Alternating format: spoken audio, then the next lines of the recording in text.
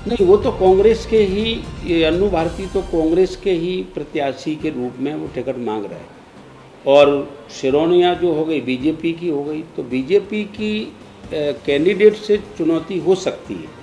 कांग्रेस का तो एक ही लड़ेगा ना, तो वो तो कोई चुनाव, अगर मुझे पार्टी ने उम्मीदवार बनाया अगर, तो वहाँ पर इस बार मेरा कोई मुकाबला नहीं है। इसलिए नहीं है क्योंकि ये जैसे ये काफ़ी चर्चा में ये बड़ा विषय है कि भारतीय जनता पार्टी ने एमएलए को 35 करोड़ रुपए में ख़रीदा है और मंत्री को 60 करोड़ में ख़रीदा है।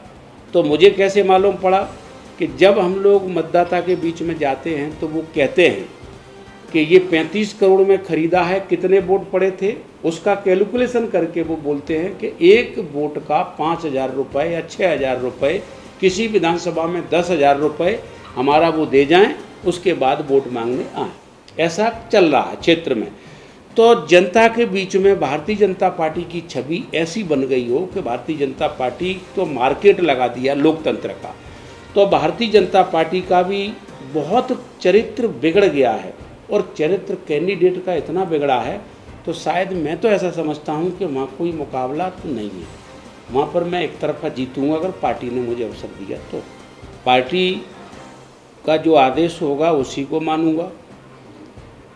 भांडेर विधानसभा का मैंने उनसे कहा है, उनने 3-4 सीटों का कहा था कि वहाँ से भी लड़ सकते, वहाँ से लड़ सकते। मैंने कि अगर पार्टी लड़ाएगी तो मैं भांडेर से लड़ूंगा, और पार्टी अगर नहीं लड़ाएगी तो कहीं से नहीं लड़ूंगा, ये मैंने उनसे कहा था। भांडेर विधानसभा पहले ग्वालियर ज़िले की विधानसभा थी, और ग्वालियर ज़िले की विधानसभा थी तो बाद में वो परिसीमन में दतिया में मिल गई।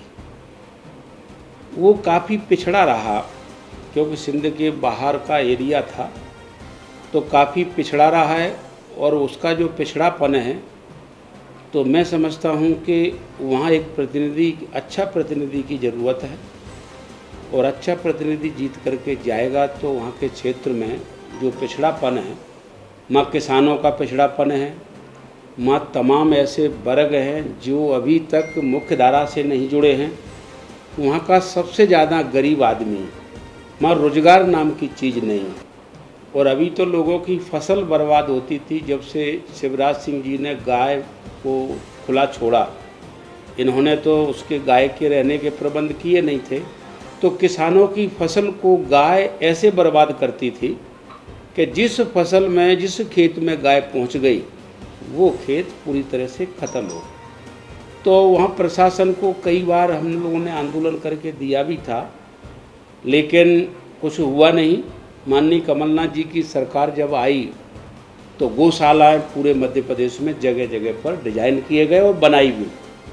अगर सरकार रहती तो शायद गाय का कोई भी इस प्रकार का चैप्टर बचता ही नहीं, और गाय भी सुखी और किसान भी सुखी हो जाते।